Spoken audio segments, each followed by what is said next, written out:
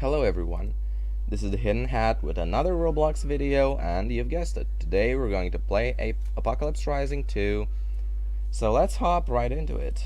Play. Alright, so I'm gonna begin by saying I've been waiting for this game for a long time.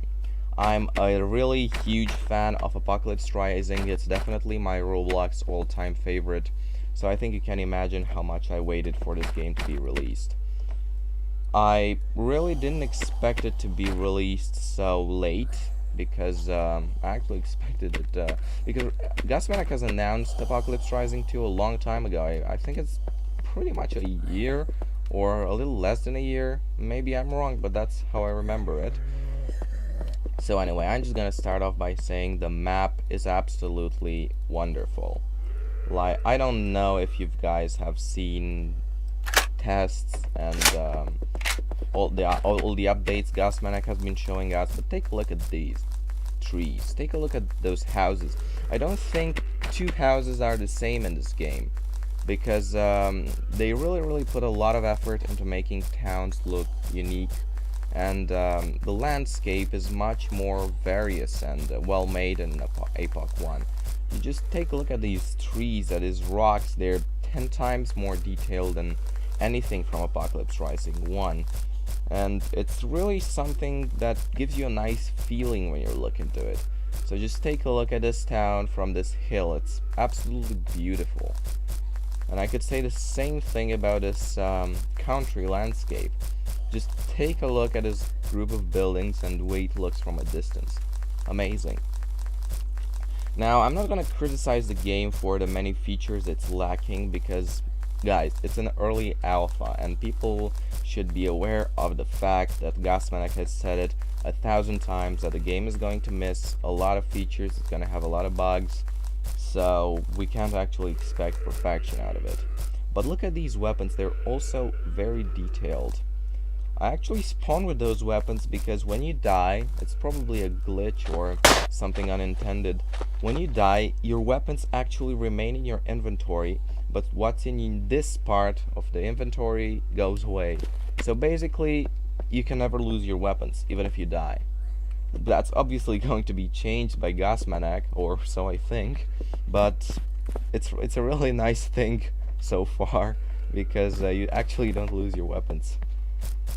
And that probably won't be around for too much, sadly. But hey, the first time when you spawn, and I'm pretty sure it's supposed to be like that, when, well, you won't keep your weapons after dying.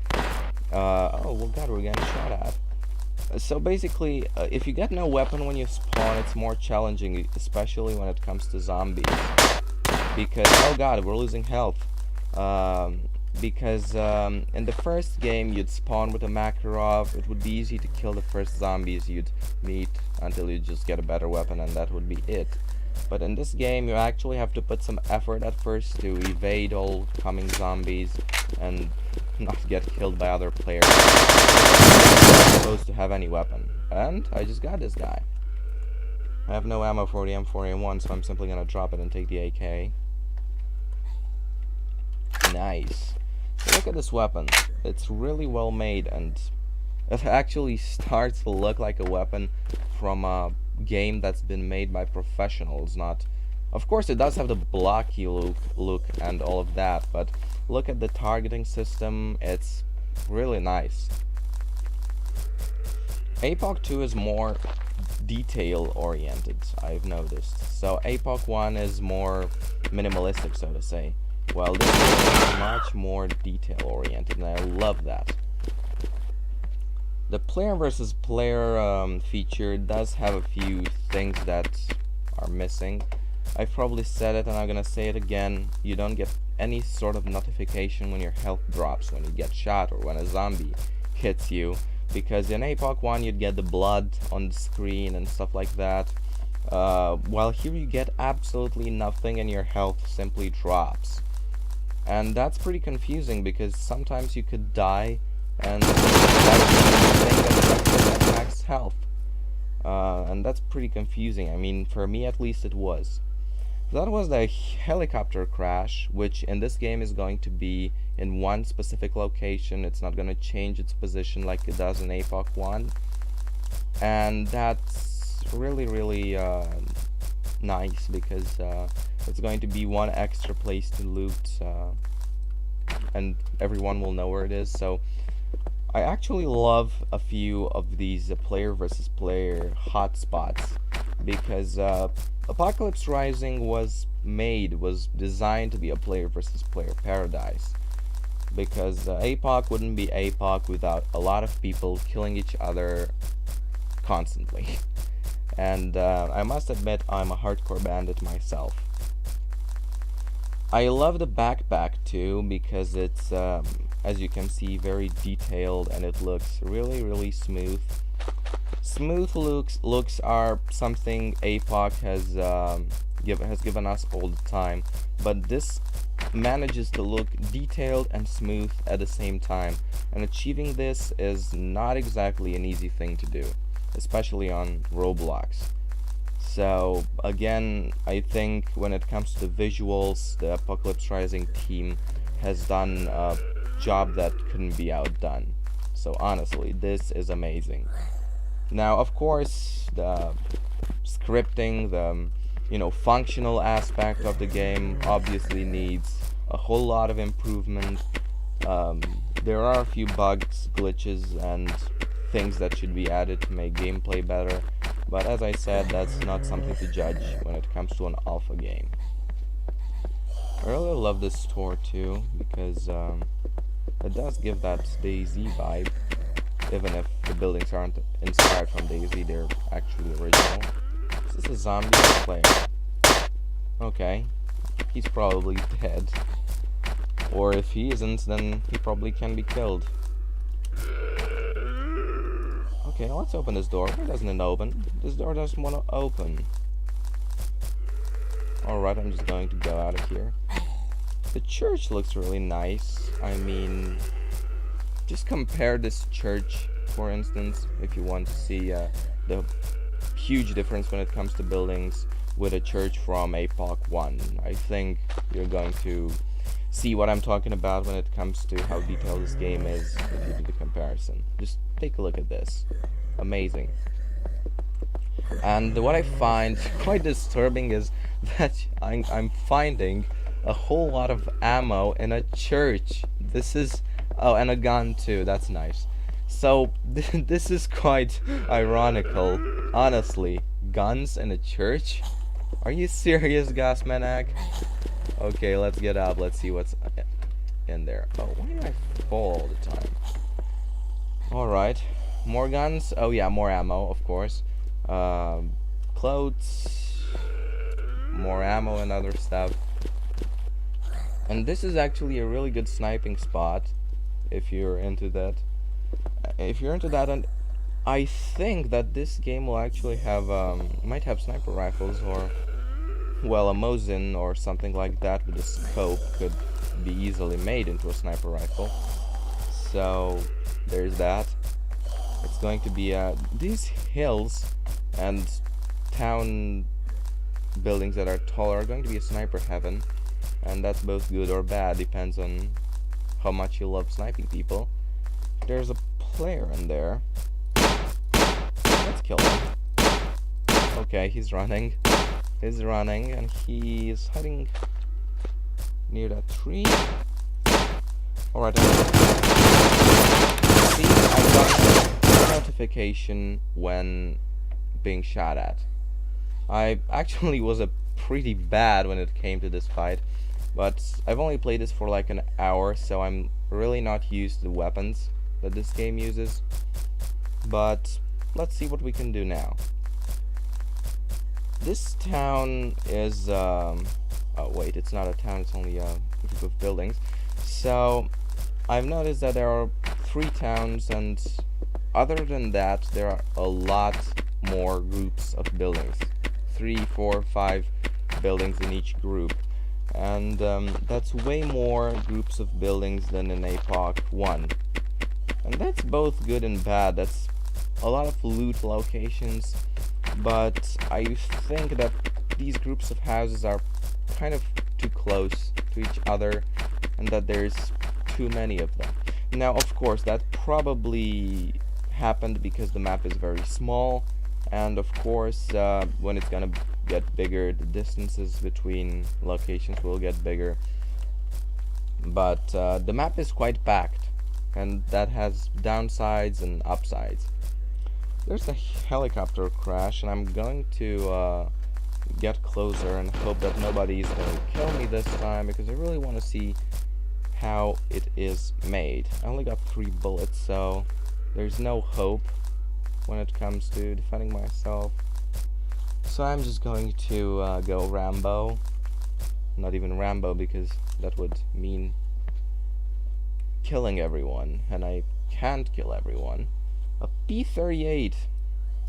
Really nice gun, when it comes to the design at least. I really want to try this one. Look.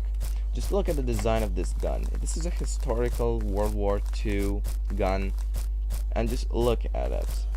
The details are really good. I don't know, the size, the scaling, everything. It actually looks like a P38, and that's amazing. Look at it. I actually didn't expect a Roblox game to have such features in the next few years, so I'm pretty amazed. Now, oh, what's this? It's an Uzi. Okay, and there's a mag for it. Let's just take it, because, well, as beautiful as the Walter is, it's not exactly the kind of weapon that's gonna give us too much of a chance in a firefight. Now my question is, where is that mag that I just picked up? Alright, that mag is gone, apparently. Oh, no, it's there, it's there. It's there. UZ32, oh, it's a magazine, okay. Okay, it went. It only has like 10 bullets.